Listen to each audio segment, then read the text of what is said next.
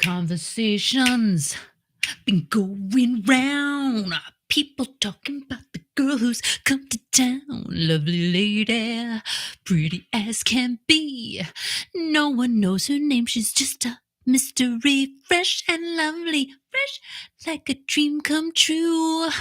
I give anything to spend out with you. What a feeling. And I can't stop it, baby. This frisky lady taking me away. She's fresh, exciting. She's so exciting to me. Hey, she's fresh, inviting. Boo-doo-doo-doo. She's so inviting to me. Yeah, congratulations to Kool and the Gang getting into the Rock and Roll Hall of Fame. And I wonder if they'll sing that song. Probably, because it's a great one. It's a great song by Kool and the Gang. I bet they'll do that one and they'll do Celebration.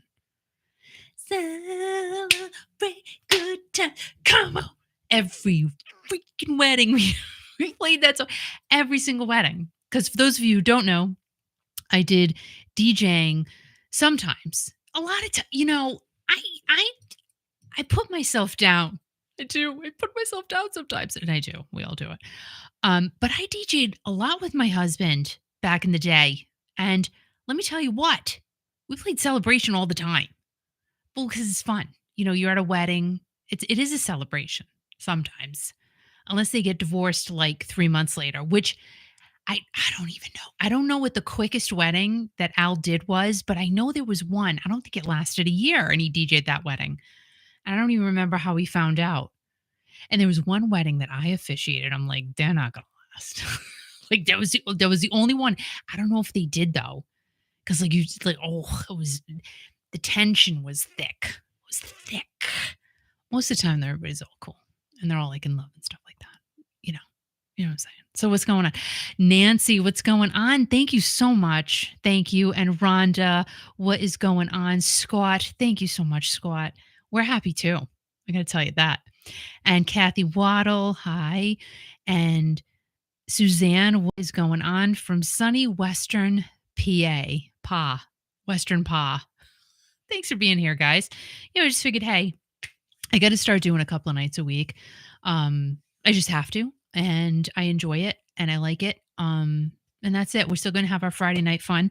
This Friday, I will be here at 6:30 because why?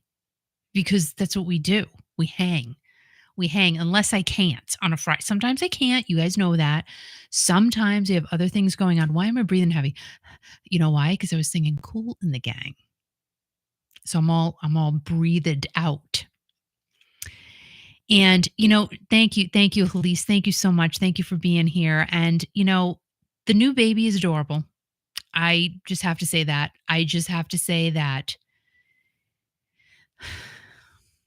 I know. And for those of you who have grandchildren as well, you say the same thing. They're perfect. I mean, there's really when everybody said, oh, it's just different. It is different. It is completely different. And I look at her and I just want to live with her. I just want to live with her. She's just that beautiful and gorgeous. And oh my gosh, I can talk about it. I can't express it enough. I don't think the words are coming out like I want them to, but she is just the best. And I'm so happy for Chris and Kendra. And my buddy Michelle and I were chatting this morning, and it's so true.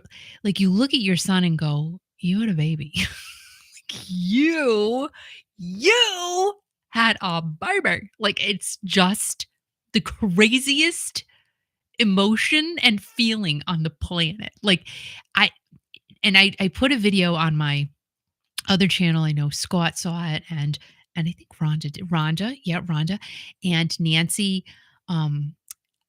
Can I just tell you, when I mean it when I say it's the wildest thing. And I didn't feel like it was real when we went to go visit her in the hospital.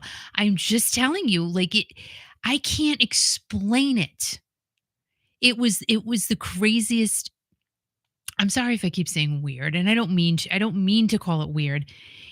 Different. I should say it was different, because I'm looking at my son going, And Kendra, of course, I mean, Kendra has wanted this and she's a natural. He is too. He is too. I have to say, he's so happy. But I just got to say, like, just looking at my kid, the kid that I raised, and go, you're a daddy now. It's crazy.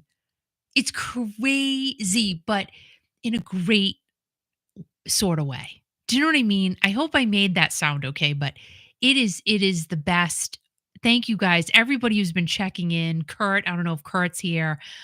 Gina, hello Gina, how are you? And we have to send lots and lots of love and prayers to Gina Thomas, everybody. I want to see a whole bunch of hearts because Gina got some great news.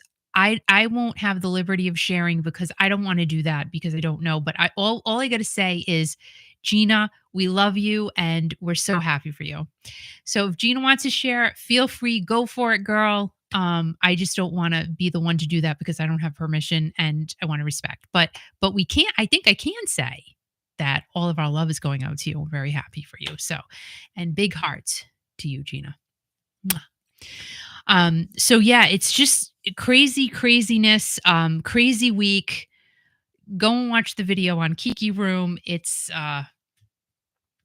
was a week last week, I'll tell you that. I'm so happy everybody's healthy.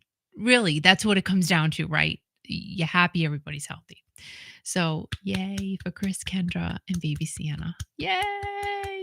Yay, yay, yay. And look at everybody. Look, you know what? You guys are awesome. Sending Gina all this love. Guys, the best. You guys are the best. And Nancy said, Chris gets to celebrate his first Father's Day.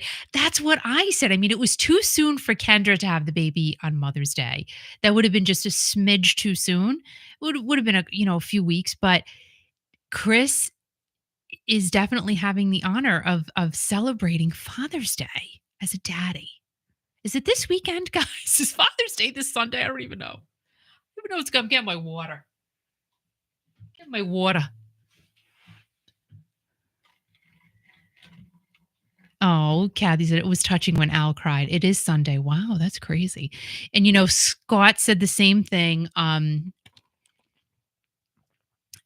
got more emotional than me, and I'm usually pretty emotional. I mean, I've definitely not been as emotional as the years have gone on because I used to be a lot more emotional, but Al definitely has taken my spot with that. I just have to say, I think I was in shock. I think I personally was in shock. Now it's just the feelings are just like, wow, it's really here. It's finally here, and it's just great feeling. But Al, he wears his heart on his sleeve. God bless him, and I think it's great. I think there's a lot to be said for any person who can just show their emotion and be open like that. There's nothing to be ashamed of. There's nothing to be embarrassed about, and you just wear your heart on your sleeve, man. Nothing wrong with it. And Rhonda said, it's so amazing watching your baby have a baby. I'm telling you. I'm telling you, it's crazy. It's just crazy. And Gina said, God bless Al. That's so cute. Yeah, he's just good guy. And Kathy Waddle said, I could live with the baby in Journey. No. No, I would just want to live with the baby. I'm sorry.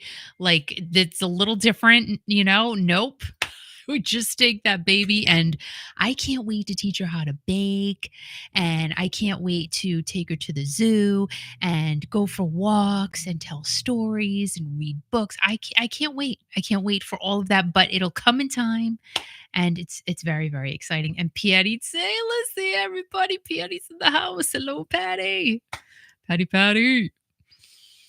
And Halise said, tomorrow I will be getting the Women's of Distinction Award by my assemblyman in regards to getting the childhood home of Susan B. Anthony House donated to the New York State Parks Department. Well, congratulations to you, Halise. Everybody, give it up for Halise.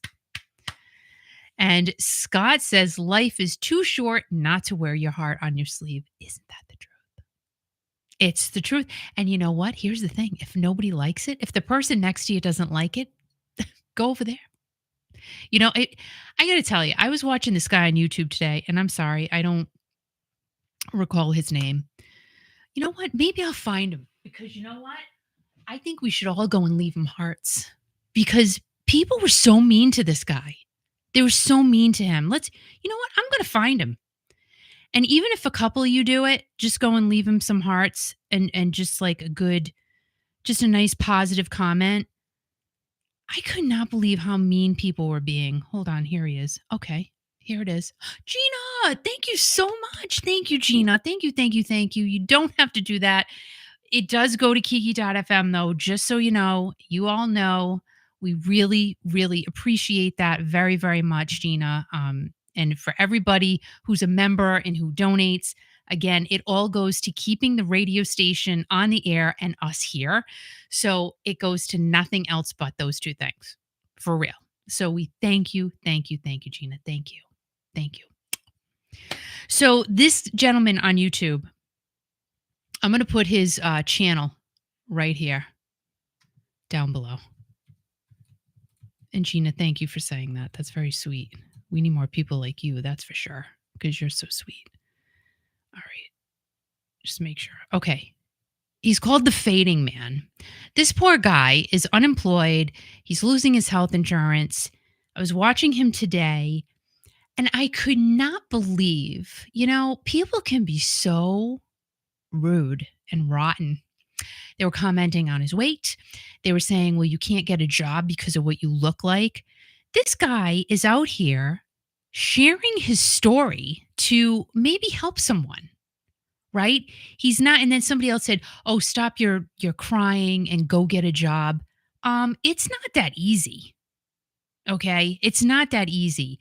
And I was getting really pissed reading the comments from this gentleman. And I'm going to go and leave a heart because I think it's just like, listen, if you don't like what you're watching, go to the next shit. Just don't say anything. Do you have to be mean? It takes more effort to be mean to someone than to be kind to someone. To be kind is easy. To be mean, though, I think for some people it's just easier to be mean. It feels good for them.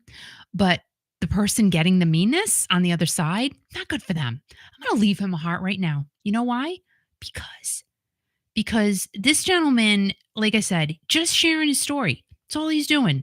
Let me make sure this is turned down because you're going to hear it and then I'll get in trouble. So I'm going to do that. And I'm going to leave hearts. 1, 2, 3, 4. There you go. There you go. Just be nice. I always say that. Just be nice. So let's see. You're so cute, Gina. And Patty says, Scott, I was thinking it was in October, but it was a great day when we met. That's for sure. How nice is that? And Brian Adams concert. Yes, Halise has 60,000 followers on her Bogey and Bacall Facebook page, which is crazy. I mean, that's amazing. And Patty and Scott did meet each other at Queen. Isn't that crazy? That's just crazy. And I love how you guys have all connected with each other, and it's very, very, very cool. So I hope everybody's doing well. I hope you're having a great week. The weather is finally getting nice. We've had, some really, really nice weather this week. Weather that is enjoyable. It's not too hot, and it's just perfect weather to go working in your yard if you want to do that. I mean, sometimes I'm like, do I have to? Do I have to? And that's when, the thoughts of condo living go in my head and they spin around and around and around and around. And I'm like, no, just stop, pull it back. I like it. I wouldn't get to do this in a condo. I wouldn't get to go outside and not have anyone staring at me. I would have everybody looking. And let me just take a breath. It's going to be okay. And here's the thing. I have to just literally, and I keep saying these, guys, you do this, tell me if you do this.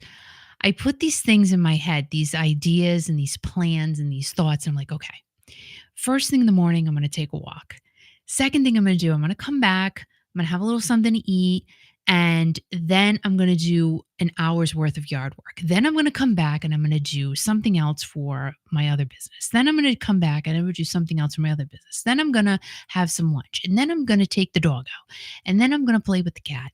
And then I'm going to do more business stuff again for the rest of the day and until I'm done.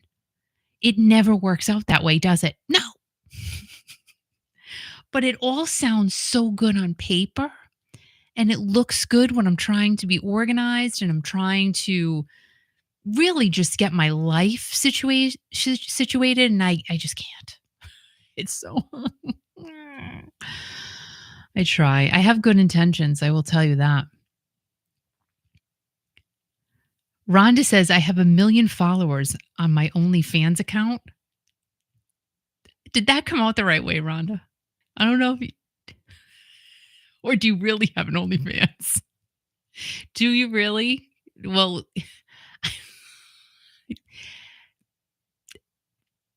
I don't know, do you? They do other things on OnlyFans other than crazy things, you know.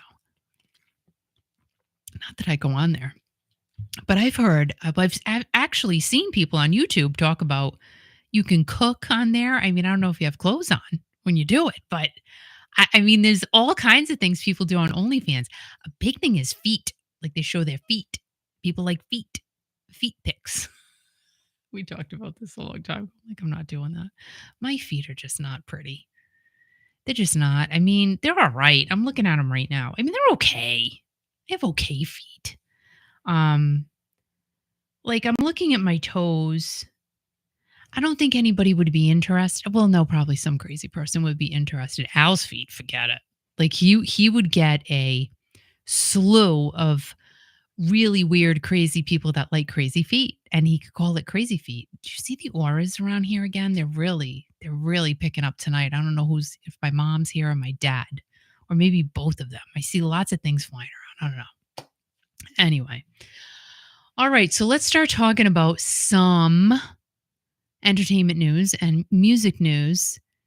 And Scott said, "God put feet down there for a reason." Isn't that the truth, dear? I just, the people who have the feet fetish, and if you do, great for you, yay. I just never got it. I don't understand it. I don't find these things sexy at all. Some people do. They really like girl. So, you guys know I sell some clothes and shoes and stuff like that, and lately people go, "Can you take a picture of you wearing the shoes?" No. That would be a negative because they're going to take that picture and they're going to sell it. They don't why do you need to see my foot in a shoe that I'm trying to sell you? Because you're weird. You messed up in the head. Just saying. No, because you're going to take my foot inside my used shoe and you're going to sell it on OnlyFans. And what do I get out of it? Nothing. You're not going to buy my shoes. You're just going to take that picture. Oh my gosh, people are so stupid. But anyway, so let's talk about this. Now, this was upsetting. Can I just tell you that? So yesterday, I don't know, I'm scrolling on, I don't know if it was TikTok. It was something. And I see, now this happened a few days ago, but I just saw this yesterday. So I'm like, oh my gosh, I have to talk about it. I have to go on and talk about this. James Spader. And I know you guys know who that is. Now, he was in Pretty in Pink. He was the douchey guy who, he was a douche. Let's just put it that way. He was the douche in Pretty in Pink. And the rich guy that Molly Ringwald dated, I forget his name. Scott probably knows the names of everybody. He was best friends with the douchey guy, with James Spader. And James Spader was, they were both rich, him and the guy that Molly Ringwald really dated. And I just didn't like James Spader. I thought he was a total jerk. But anyway, let's see, what other movies was he in? Hold on. He was in a lot. He was in a lot of movies. James Spader movies. Okay. Avengers, which I don't watch. The Homesman, didn't see that. Come on, give me some good 80s movies. Hold on. He was in some 80s movies. movies. Let's see.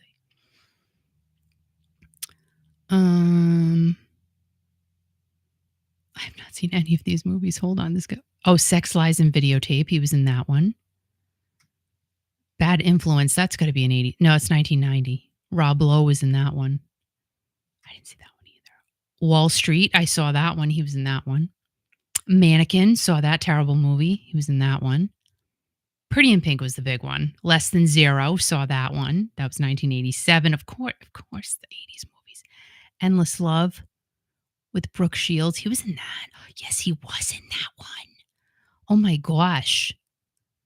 Oh my God. He was in a ton of movies. But anyway, so it came out.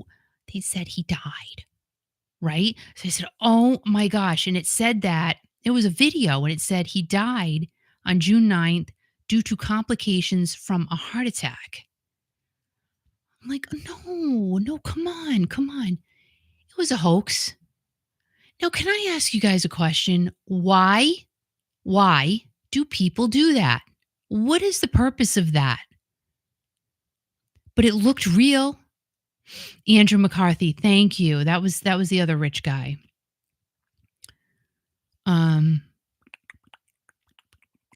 Blaine, such a rich name, right? And he was in Boston Legal with William Shatner. Yes, and I don't think they got along or something. Let's see. James Spader and William Shatner. James Spader. Well, James Spader's fine, just so you know. William Shatner. Let's see.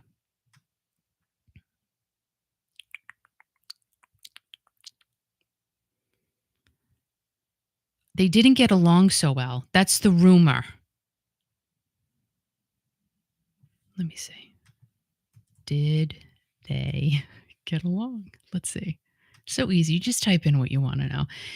Spader and Shatner became friends, which came through on screen, and Shatner described Spader as an actor with a penchant for detail and truth. Boston Legal was Spader's first starring TV role, but there was initially pushback to casting him. So I guess they are friends. All these headlines. But anyway, so did you guys read about James Spader passing away? And I was so upset. I'm like, no. But he didn't. He's fine. Thank goodness. It's crazy. I just don't know how people get away with this nonsense. I really need to know. And I know you guys don't care, but I do. So J-Lo and Ben are selling their home for $60 million. And she is, did she take her wedding ring off? Let's see. She was wearing her wedding ring when she went out Saturday night, but there was no Ben. So she had the ring on, but there was no Ben. Well, just because you have your wedding ring on doesn't mean your partner has to be next to you 24/7. You know what I'm saying? Because where's Al? I have my ring on. Wait, he's not here. Right. We're still married, though. I'm just letting you know. Just pointing it out. So they put their $60 million home up for sale. It's not on the market, though. It's like a pocket listing. And it's with Santiago Arana from the agency. Isn't that Mauricio's real estate firm? Let me see. Mauricio,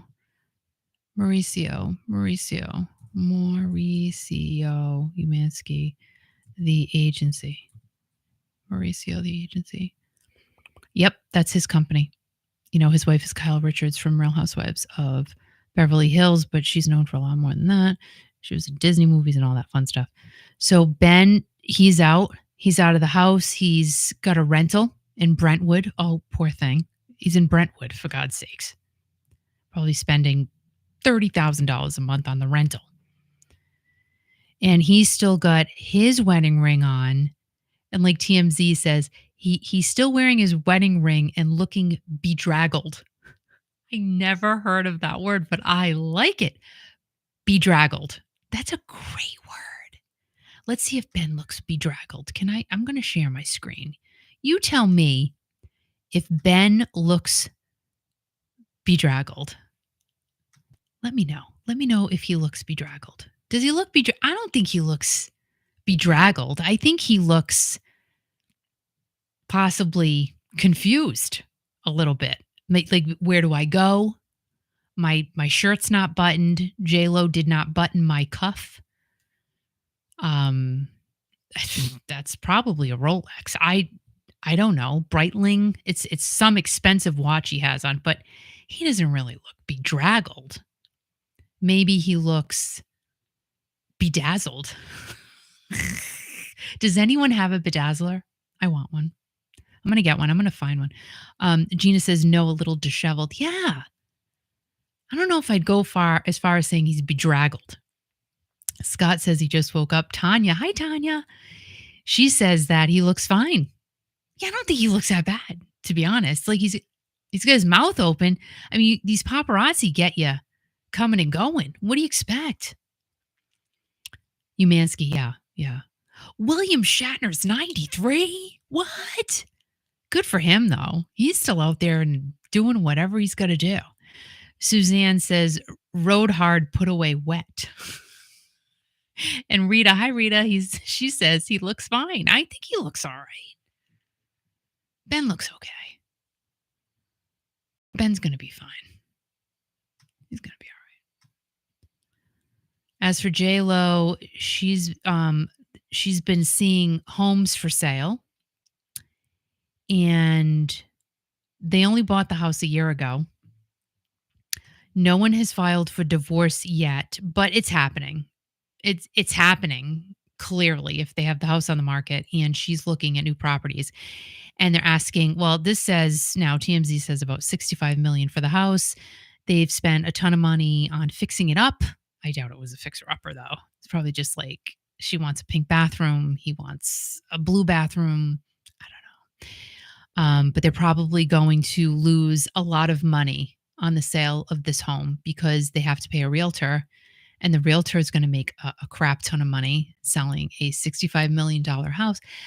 But you know what? Can I just tell you something? I'm just going to tell you something, a little bit of something. So here in Rhode Island, I'm noticing now things are still selling. Don't get me wrong and don't hop on my head. But I do notice things are sitting a little bit longer. It's happening. And allegedly in Florida, I never saw Florida. Yeah, there's a big crisis going on down there with housing. So things aren't selling as fast as they were. It's going to happen.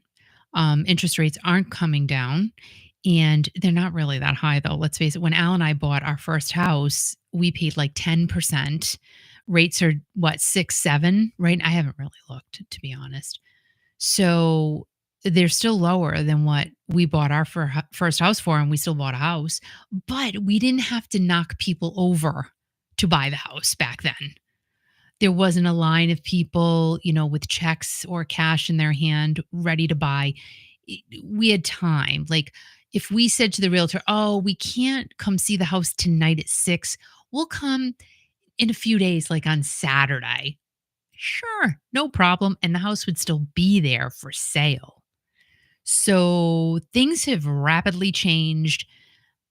I don't know if prices are going to come down like that much. I don't know if we're going to see a crash. Like everybody's saying, oh, we're going to see a crash like 2008. That was ridiculous. And I was listening to some realtor today, and it's true. 2008 was so different because 2008, they were giving loans to, like, my cat probably could have gotten a loan in 2008 to buy a house. Because that's how ridiculous it was. Like everybody was able to get a mortgage in 2008. Everyone. My kids who weren't even teenagers yet, they probably would have been able to buy a house at that point. So they're not doing that anymore. That's why I don't think it's going to be like that. I believe that as well. I think we're going to see some dipping going on.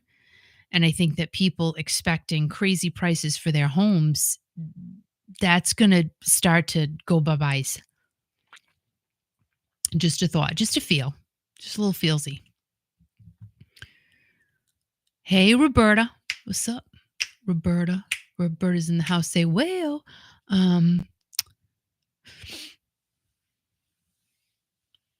Rita says he's better off if you ask me, talking about Ben Affleck. I mean, Let's see if J-Lo goes for marriage number 5, everybody. I mean, I'm waiting.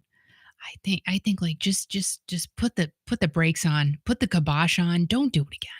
It's a lot. It's a lot of weddings, a lot of marriages. Oh gosh. How do you remember who you're with? How do you remember who your husband's name is? You don't. Scott says mine was 10% in 1990, and that's when we did we buy our house in 19. No, wait a minute. Let's figure this out for a second. Hold on. No, I graduated in 1990, and we bought our house in 2000. 2000.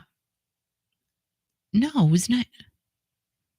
All right, so it was around like 92, 93-ish. 93 we bought our house because that's when Corey was born, and it was 10%. So not far from when you bought your house, Scott.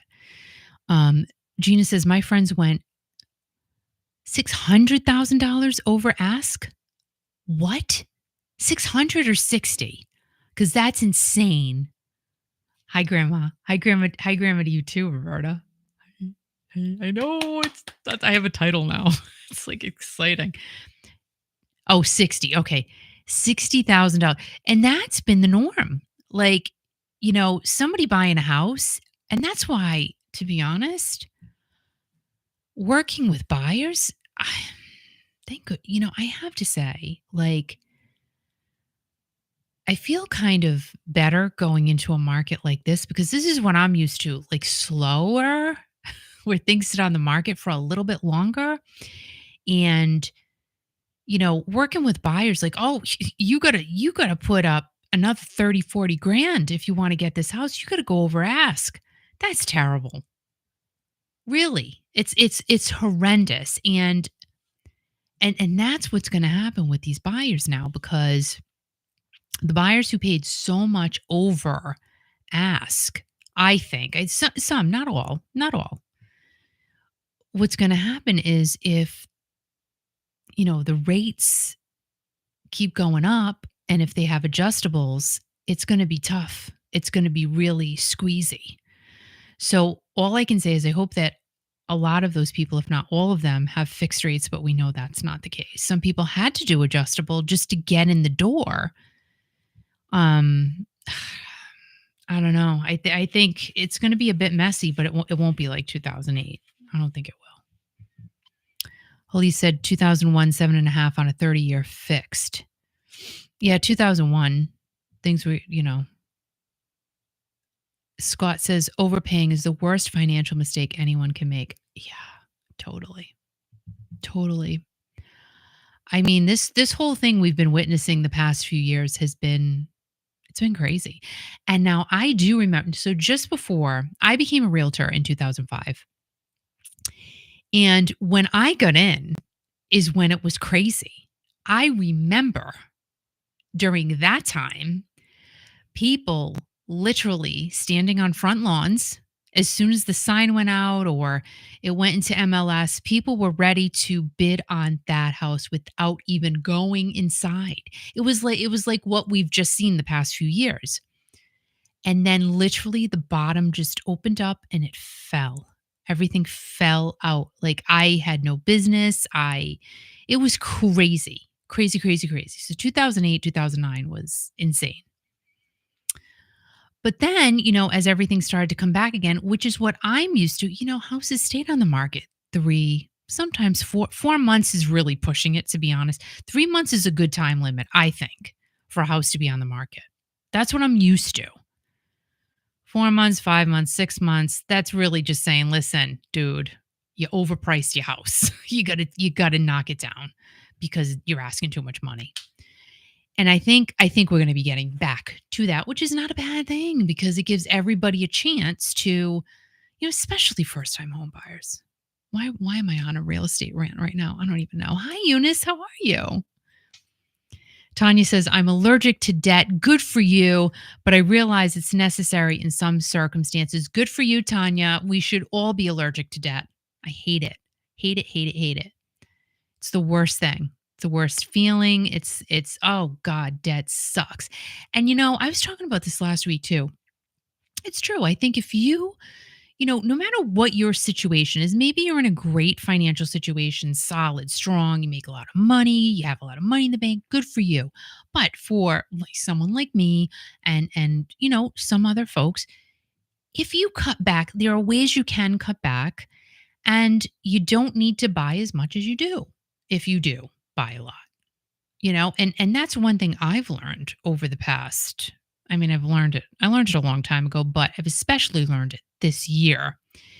And if you don't need it, you really got to act. You always hear, "Oh, do you need it or do you want it?" You always hear that. That's like a Dave Ramseyism, right? But it's true. Like, do you really need that or do you really want it? And my wants have gone away. My wants are not really existent anymore right now, which is fine, which is fine.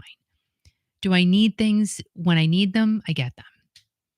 So we can all readjust, you just got to look at what you're doing, what's going out compared to what's coming in and just try to readjust.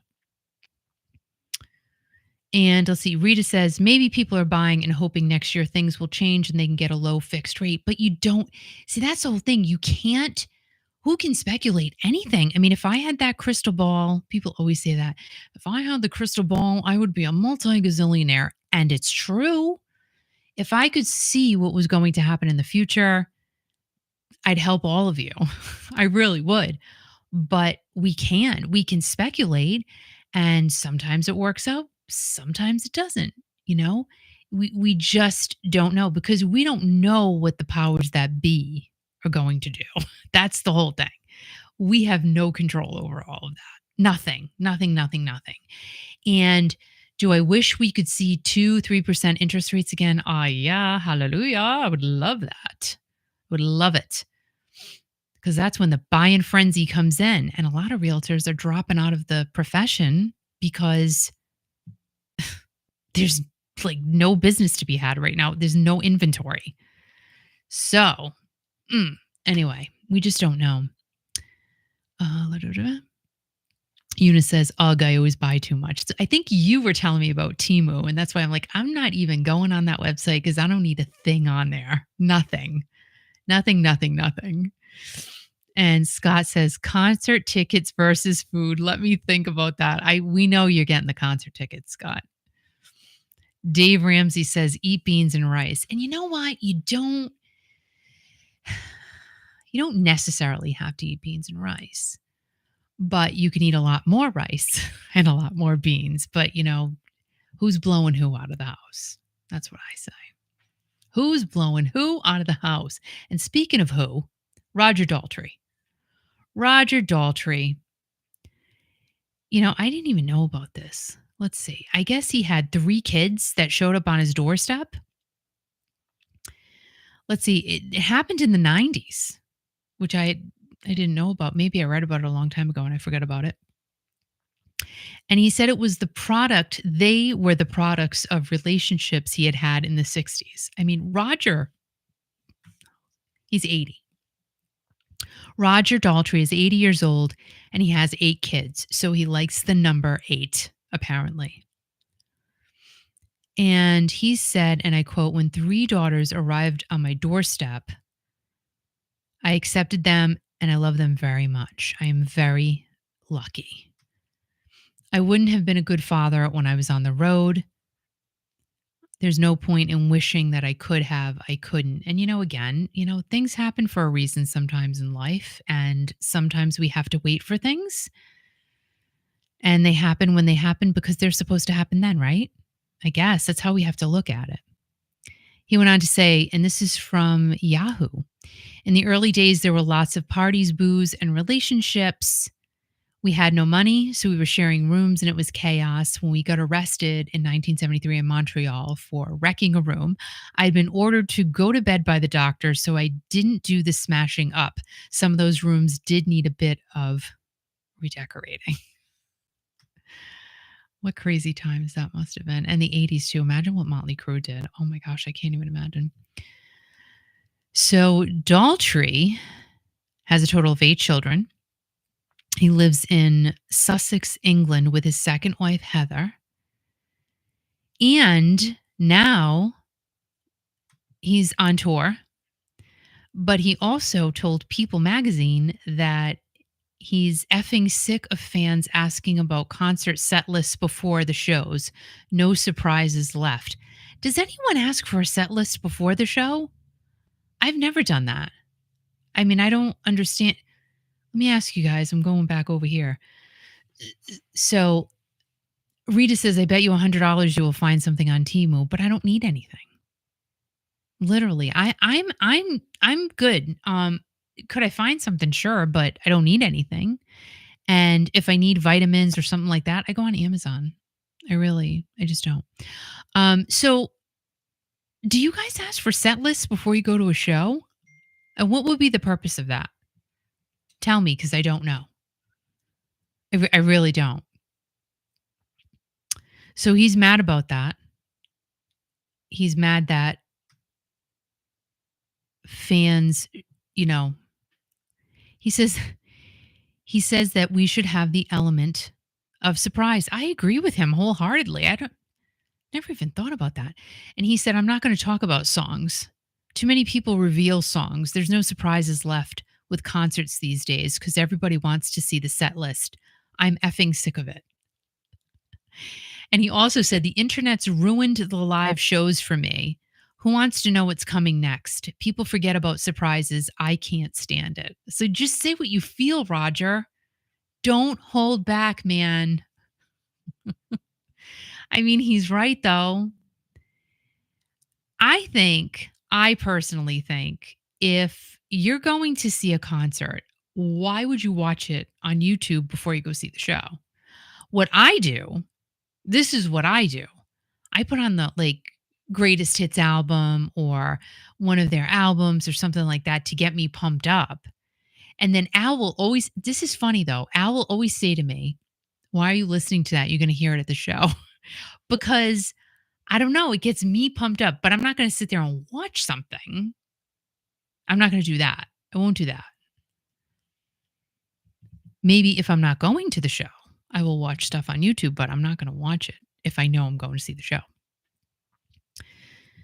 He did say, because he has an upcoming tour, Roger Daltrey, he said that he will be playing Won't Get Fooled Again, but it's going to sound different. And he said, we don't use a tape loop for the instrumentation. We do it on real instruments. It just takes it off the rails and gives me more room as a singer. And the article goes on to say, don't expect him to do his famous scream. He said, I'm not going to do it. Roger said, I'm not doing it. I'm going to get the effing audience to do the scream. Well, good for you. That's what you're supposed to do. Right. He said, I've done that scream for 55 years and I've had enough of it. Well, Roger is just in a great mood, everybody. Like they got him on a really good day. He's punchy. He said, I don't even want to try it now. It's brutal on the vocal cords. They can do the scream and I'll do everything else. I'm more into singing these days. At the age of 80, I think I deserve to be. He's still punchy. Let's be real. So he is on the road this month with Simon Townsend, younger brother of Pete Townsend, on guitar, violinist Katie Jacoby, maybe, and Billy Nichols on mandolin and vocals. And let's see, his tour picks up tonight, actually, in Vienna, Virginia, and wraps up in Highland Park, Illinois on June 29th. And there will be Who Gems, rarities, solo nuggets, and other surprises, plus a Q&A opportunity for the audience. So is anyone going to see Pete Townsend? Or, I mean, Roger Daltrey. I just talked about him. Is anyone going to see Roger Daltrey? And maybe Pete Townsend will show up. Probably not. Let's see. Scott says, I've taken pics of the real set list on stage so I know what's next. Okay. All right.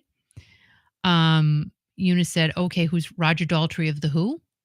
That's who Roger is. Who is he? We're not. Yes, the Who. Who? Who? Are we gonna play that game, Eunice? Is that what we're doing? Who's on first? Roger Daltrey with Pete Townsend. JK, just kidding. All right, Paul McCartney. Paul McCartney. Al told me he's going on tour again, and he is. He announced his South America leg of the 2024 Gut Back tour. Gut back. Ow. I got my back. Ah, just kidding. That's not right. He's how old?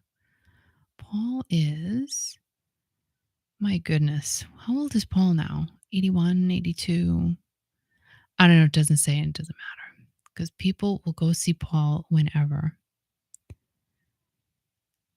So let's see. So I guess he just unveiled. He was being cryptic about, what he was going to reveal in social media. And he unveiled his 2024 South America tour plans. Let's see. Paul will bring us his acclaimed Gut Back tour to South America later this year with shows in Uruguay, Argentina, Chile, and Peru. And here's what the post read. Tickets will be on general sale beginning Friday, the 14th of June. And that's on Friday, this Friday. All general sale timings are staggered by show. For more information and timings and dates, go to paulmccartneygutback.com and sign up to the paulmccartney.com mailing list via the link in bio for a pre-sale code. And there are 5 shows.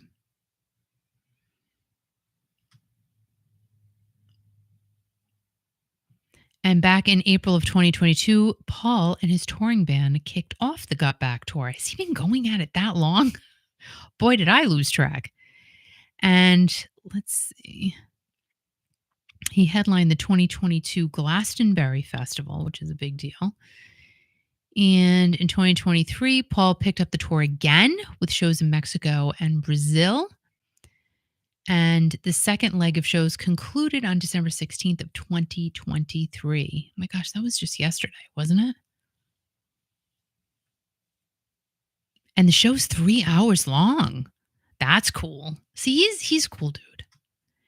He is a cool dude. And honestly, he's had great reviews on his concert.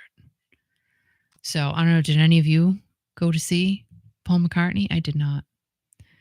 Eunice says, is Steve Perry really coming back out? I don't know, Eunice. I'm doubtful. He could totally, come out with something tonight saying, oh my gosh, I'm going on tour. And then the world's going to fall apart.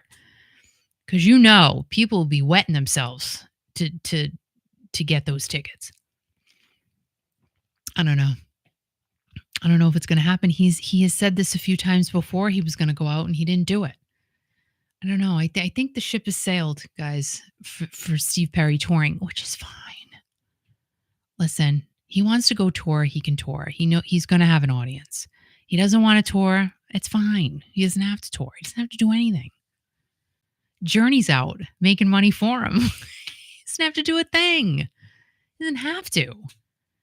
I mean, my gosh, he's gonna get new clothes. He's gonna like get a band. He's gonna go out. He's gonna get on a bus or a plane, automobile. He's gonna all these things he would have to do when he's pretty comfy cozy now, not having to do all that stuff. Touring's a lot of work. I don't know. I don't tour. I'm just going by what I read. But I can only imagine. It's a lot. You get your hair done. Even when you're a dude, you got to get your hair done. You got to do that. Get it cut at least look halfway decent. Shave all the time. Got to smell good. What if somebody wants to meet you, like me, and jump on your head? You know what I mean? It's got to at least smell good for that. So, I don't know. I'm not going to hold my breath on that one. But everybody else can, and that's fine. Like I said, whether he chooses to or not, he's going to have an audience for him. People will be waiting, including myself. Hello. Yeah. So, All right, let's see what's next. What's next on the docket? Oh, this was interesting. So, Stephen Van Zant. Do you guys watch The Sopranos? I wanted to like watch it from the beginning. I never watched it. I only watched the last episode with the Don't Stop Believing thing because of Journey. But I really want to see the whole thing. I want to watch. I love mafia stuff. And I can't find it, or if I found it, you have to pay like $50 and I'm not doing that. So if I see it at a yard sale, like on DVD or something, I'll guess I'll just buy it and watch it that way because I'll get it for like $1. So Stephen Van Zant, let's see. His role on The Sopranos was destiny, he said. Let's see. Sopranos creator David Chase said that he had to have him in the show. And when Stephen Van Zant, he's 73 now, when he got the offer from David Chase, he's also known as Little Stephen Van Zant. Let's see. He had dinner with a friend, and let's see. I said, Stephen, you can't effing do that. You can't be in His friend said he couldn't be in television because you're a rock and roll idol. You can't do it. You're going to ruin everything. And Stephen Van Zant said, well, I'm broke. So that changed that around. And isn't that crazy? Stephen Van Zant, who played with Bruce Springsteen, needed the money. I just found that really, really interesting. And Stephen said that he was having doubts after he filmed the pilot for The Sopranos. And let's see. Now, he says his friend Peter Wolf was there to talk to him about it and talk him through it. Peter Wolf? I don't know. Because he said rock and rollers shouldn't be on TV. And let's see. Peter Wolf, if it's the Peter Wolf we all know, he said, Stephen, TV has no memory. If the thing is great, great. If the thing is bad, they'll forget about it. So let's see. It was based on a character that he had invented named Silvio Dante.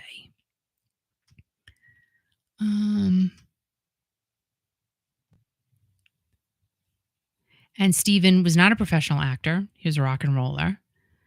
But he was made to do this, and he was built to do this. And again, he played with Bruce Springsteen, his longtime friend and best man at his wedding, which is crazy.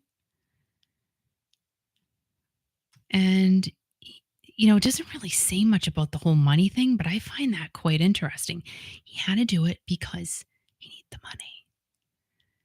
You play with Bruce Springsteen. This is what you got to say to yourself, how much do some musicians really, really make? They don't make a lot of money.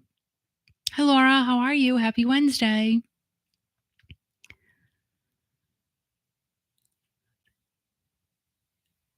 Back to Steve Perry, of course. So Gina says, I'll sell my good kidney for a ticket to see Steve Perry. Of course you would.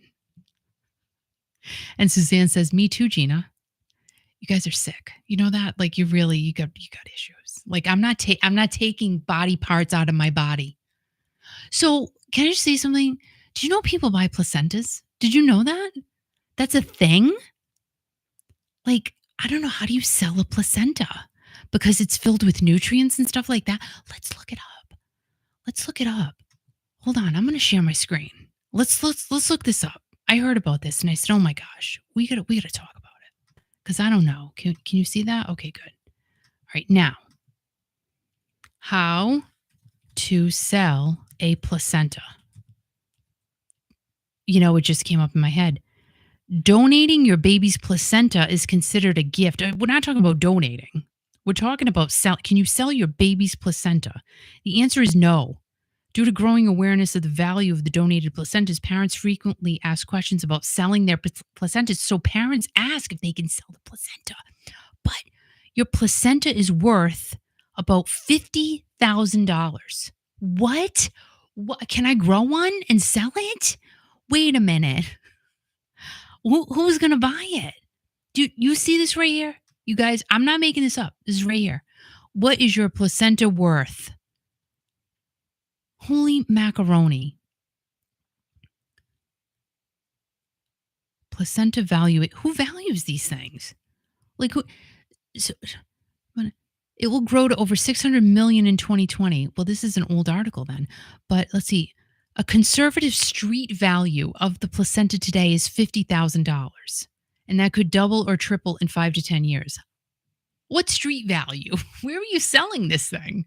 That's what I need to know. Who's buying it? I don't have one to give, but just think about it. Someone decided to sell their placenta for $2,000. Ew, it's right there. You guys can see that you can still see this, right? Okay. Oh my gosh. What?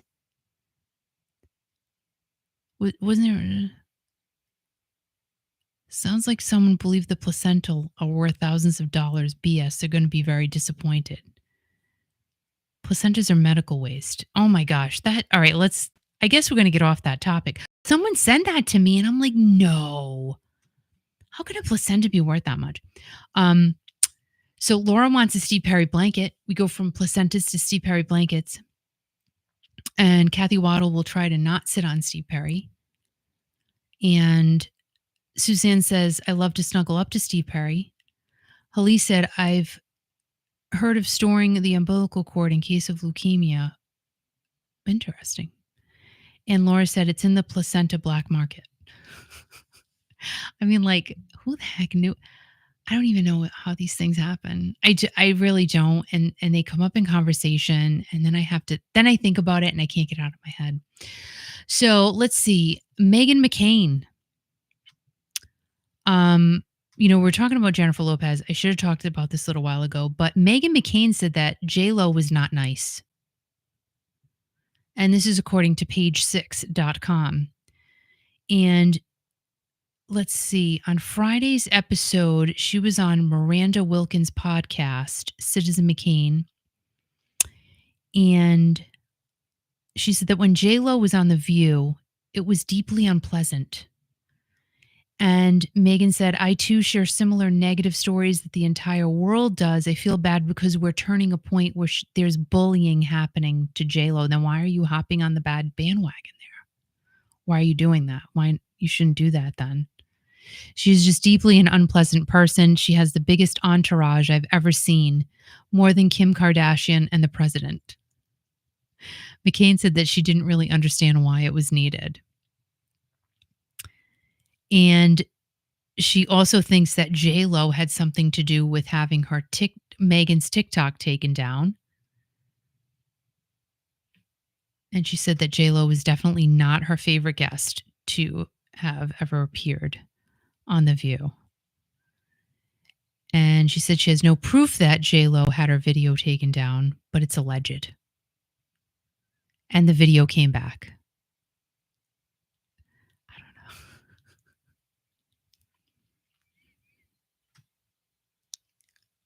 I don't know. I was a host at The View. She was not nice. You don't always have to be so nice, but it was surprising that people like Kim Kardashian couldn't be more delightful. When you're coming on a show for a 10-minute segment, just fake it till you make it for 10 effing minutes. She's kind of right, though. I mean, here's the thing. I don't know. I mean, to me, I always like J-Lo, and I'm kind of sad that I'm hearing all of this negativity because I always liked her. I always thought she was pretty cool. I mean, she seemed cool in the movies and stuff. She makes great movies. I don't know. I haven't seen the one Mother on Netflix. I haven't watched that one. So I really don't know. But we can talk about Foreigner and Styx. They're going on the road. with John Waite, and I think they already kicked it off. The Renegades and Jukebox Heroes tour. And that started last night in Grand Rapids, Michigan. John Waite opened the show. Of course he did, because he's so cute. John Waite is adorable. Did I tell you that before? Have you realized how cute John Waite is? And he did 8 songs, half of which was dedicated to his time in the Babies. This is from Ultimate Classic Rock, by the way. And of course, he also sang Missing You and When I See You Smile.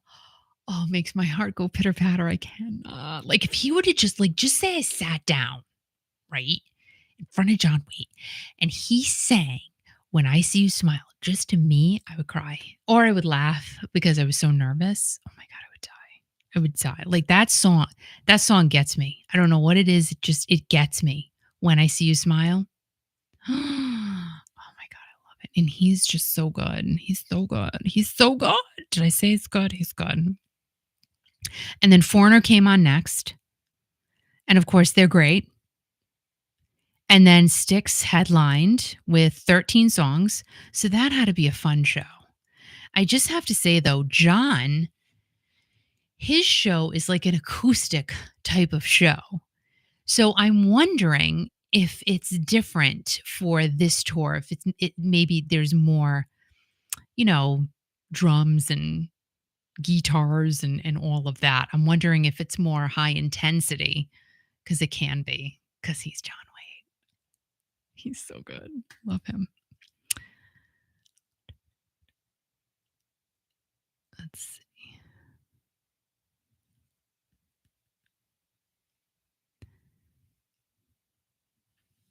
John Waite is so good in concert. He's fabulous. Peter Baker. Okay, everybody ready? Finding your way down in Baker Street. I swear to God, you just come in here at the last minute so I could do that. It's a thing now. It's been going on for years. Kathy said, did Kelly Hansen climb a pedestal for Jukebox Hero? He did that last year. I don't know, but, I'm sure it's going to be a fantastic show. And, congrats to all of you who are going to see it. Now, I was going to do a show last night and I didn't, but I said, let me see what Journey was doing with Steve Perry on this day, which would have been June 11th. Tonight's June 12th. But let me see what they were doing on June 11th of 1983. Well, they played at the Rosemont Horizon in Illinois on June 11th, but on June 4th, and I thought this was pretty interesting, they did an all-day show. So this was June 4th of 1983. They did an all-day show at John F. Kennedy Stadium in Pennsylvania. And also playing at that show that particular day were the Tubes, Sammy Hagar, of course, Bryan Adams, John Mellencamp, and John Courage. Now and of course, Steve Perry and Journey, but John Courage. Who is John Courage? I'm looking him up and I'm like, I don't know this guy. I looked up songs. I said, oh, I know that song. And then I played it on YouTube and I'm like, I don't know that song. Let's see. Hold on. John Courage. I'm sure Scott knows who John Courage is. John Courage. Let's see. Musician. What's the song that? Come on now. Come on, baby. John Courage. Who's that? Oh, now he's gone. Now I can't find him. Let me go over here. John Courage, musician. All right, johncourage.net. He's been a songwriter, guitarist for over 10 years. No, it's more than that. No. Let's see. So we got to go back to 1983. Hold on. Hold the phone. I'm not even looking at any of the comments right now because I'm over here. YouTube. Let me go here. YouTube. And some things did come up. I'm like, oh, that looks familiar. But then I played the song. I'm like, no. Oh, Lose Control. But it's not what you think. Make me lose control. But that's not it. Baby. So, nope. Scott says he doesn't know John Courage. And I would think if anyone knew who John Courage was, you would. So he was on the bill that day at JFK Stadium in 1983 on June 4th with Journey, Sammy Hagar, Brian Adams, The Tubes, John Mellencamp. Who is John Courage? Don't know who John Courage is. Laura said no idea. So I don't know. Was it a lie? Am I lying? Maybe I'm lying. No, I'm now see this is gonna bug me. Let's see. June 4th, 1983, and JFK Stadium. JFK Stadium concert. Here it is. Here it is.